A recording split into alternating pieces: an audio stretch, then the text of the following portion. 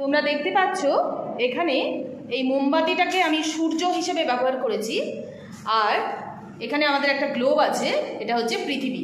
কেমন বুঝেছো সবাই? হ্যাঁ বলো, বুঝেছো? হ্যাঁ জোরে বলবে। হ্যাঁ, তাহলে দেখো যখন সূর্য যেদিকে থাকে পৃথিবীর সেই দিকটা কি হচ্ছে? আলোকিত হচ্ছে, আলো দেখা যাচ্ছে, তাই তো? তাহলে সূর্যের আলোটা পৃথিবীতে পড়ছে, আর অপর দিকটা কি? অন্ধকার, তাই তো? অপর দিকটা অন্ধকার, দেখতে পাচ্ছ?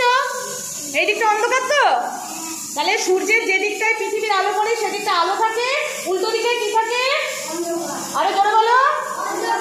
তাহলে যেদিকে আলো, সূর্যের আলো পড়ে সেদিকে পৃথিবীর আলো থাকে, আর উল্টো দিকে কি থাকে?